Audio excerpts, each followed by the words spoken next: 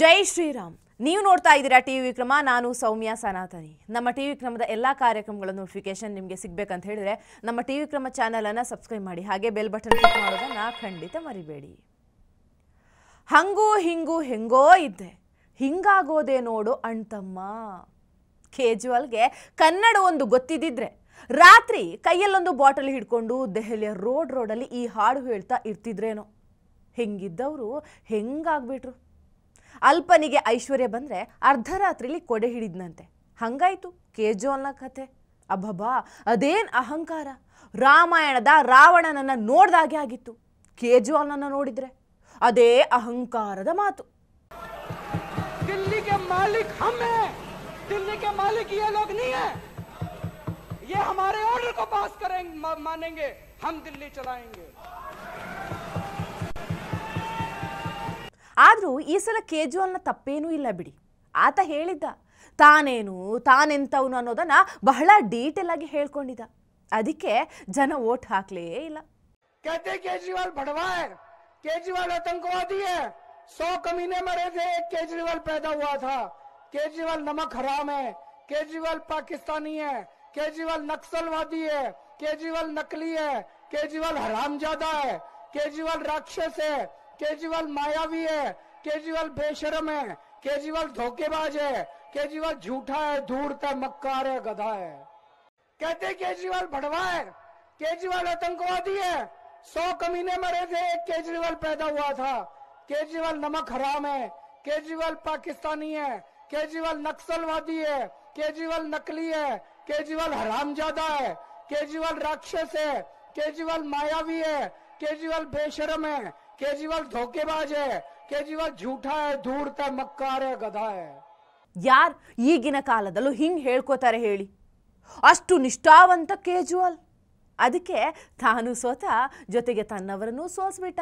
Sitting CM ಸೋಲೋದಂದ್ರೆ ಛಿಚಿ, ಅದಕ್ಕಿಂತ ಮರ್ಯಾದೆಗೇಡು ಏನಿದೆ ಹೇಳಿ? ಸದ್ಯದ ಟ್ರೆಂಡ್, ನಾನು ವಿಡಿಯೋವನ್ನು ಮಾಡಬೇಕಾದ್ರೆ BJP 47 ಸ್ಥಾನದಲ್ಲಿ ಮುಂದಿದೆ, ಆಪ್ 23 ಸ್ಥಾನದಲ್ಲಿ ಮುಂದಿದೆ. ಒಟ್ಟು 76 ಕ್ಷೇತ್ರಗಳಿದ್ದು 36 magic number. BJP magic number ದಾಟೋದು ಗ್ಯಾರಂಟಿ ಅನ್ಸುತ್ತೆ. ಅಲ್ಲಿ 27 ವರ್ಷದ ನಂತರ ದೆಹಲಿಯಲ್ಲಿ BJP ಗೆಲುವನ್ನು ಸಾಧಿಸಿದೆ. ಅರೆ, ಆಪ್ 23, BJP 47, ಎರಡೇ ಪಕ್ಷ ಇದೆಯಲ್ವಾ?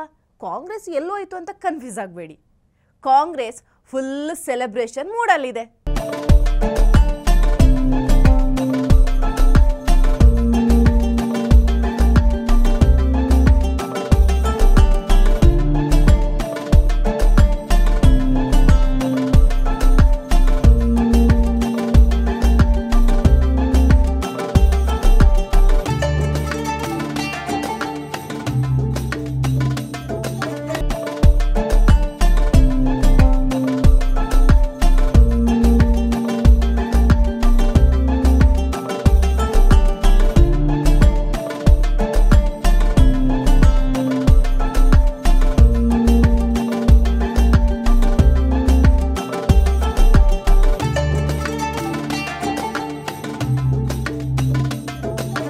ಒಂದು ಸೀಟಾದರೂ ಗೆದ್ವಲ್ಲ ಅಂತ ಪಾಪ ಕಾಂಗ್ರೆಸ್ನವರು ಖುಷಿಯಲ್ಲಿದ್ದರು ಬೆಳಗ್ಗೆ. ಆಮೇಲೆ ನೋಡಿದರೆ ಆ ಒಂದು ಸೀಟು ಕೂಡ ಇಲ್ಲ ಆಗಿದೆ. Congress duck out. ಇದೇ ಫಸ್ಟ್ ಟೈಮ್ ಅಂತ ಆಶ್ಚರ್ಯ ಏನೂ ಬೇಡ. ಆ್ಯಕ್ಚುಲಿ ಲಾಸ್ಟ್ 3 ದೆಹಲಿ ವಿಧಾನಸಭಾ ಚುನಾವಣೆಯಿಂದಲೂ ಕೂಡ ಕಾಂಗ್ರೆಸ್ ಝೀರೋನೇ.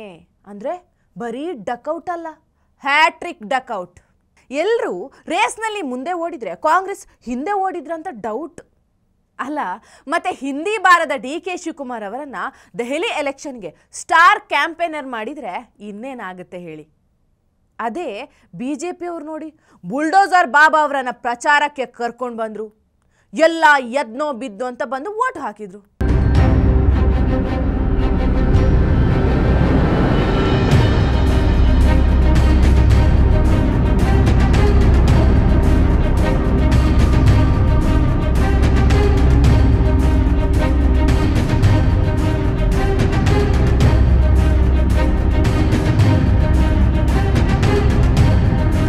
ದೆಹಲಿಯಲ್ಲಿ ಟರ್ನಿಂಗ್ ಪಾಯಿಂಟೇ ಯೋಗಿಜಿ, ಜೊತೆಗೆ ಕೇಜ್ರಿವಾಲ್ನ ಭ್ರಷ್ಟಾಚಾರ. ಅಣ್ಣಾ ಹಜಾರೆ ಅವರಿಗಂತೂ ರಿಸಲ್ಟ್ ನೋಡಿ ಬಹಳ ಖುಷಿಯಾಗ್ಬಿಟ್ಟಿತ್ತು. मैं पहले से बताता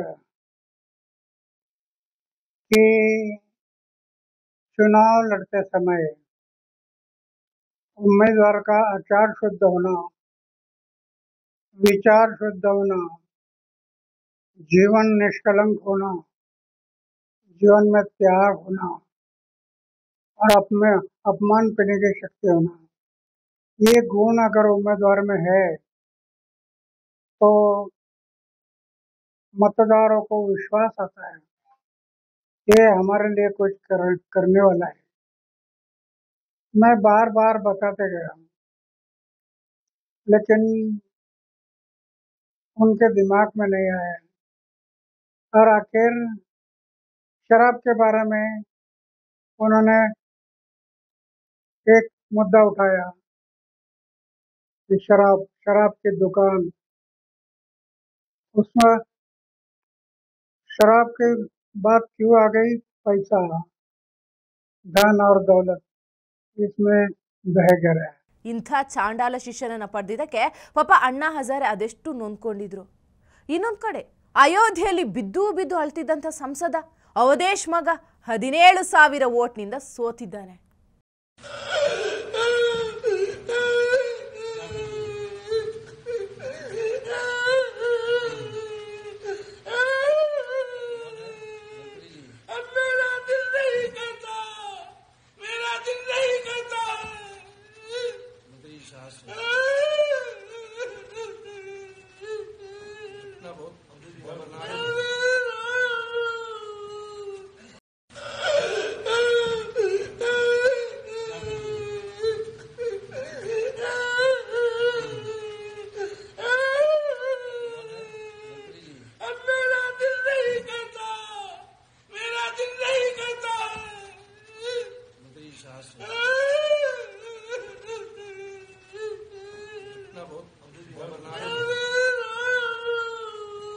ಮಿಲ್ಕಿಪುರ ವಿಧಾನಸಭಾ ಚುನಾವಣೆ ಮರಳಿ ಬಿಜೆಪಿ ಪಾಲಾಗಿದೆ. ಉತ್ತರ ಪ್ರದೇಶದ ಬೈ ಎಲೆಕ್ಷನ್ನಲ್ಲಿ 10ರಲ್ಲಿ 8 ಸ್ಥಾನ ಬಿಜೆಪಿ ಗೆದ್ದಿದೆ. ಒಟ್ಟಿನಲ್ಲಿ ಇವತ್ತು ದೆಹಲಿಯಲ್ಲಿ ಒಳ್ಳೆ ಎಂಟರ್ಟೈನ್ಮೆಂಟ್. ಕೊನೆಗೂ ಆ ಸ್ವಾತಿ ಮಳಿವಾಲ್ ಕೇಜ್ರಿವಾಲ್ ನನ್ನ ಮುಗಿಸೇ ಬಿಟ್ರು. ಇನ್ನೇನು ಜೈಲೇ ಗತಿ ಅನ್ಸುತ್ತೆ. ಟಿವಿ ವಿಕ್ರಮ, ದೇಶ ನಿಮ್ಮ ಕೈಯಲ್ಲಿ. ಈ ಕಾರ್ಯಕ್ರಮ ನಿಮಗೆ ಇಷ್ಟ ಆಗಿದ್ದಲ್ಲಿ ಲೈಕ್, ಶೇರ್ ಹಾಗೂ ಕಮೆಂಟ್ ಮಾಡಿ. ಟಿವಿ ವಿಕ್ರಮದ ಕಾರ್ಯಕ್ರಮಗಳನ್ನು ನಿರಂತರವಾಗಿ ವೀಕ್ಷಿಸಲು ಸಬ್ಸ್ಕ್ರೈಬ್ ಮಾಡಿ, ಬೆಲ್ ಐಕನ್ ಒತ್ತಿ.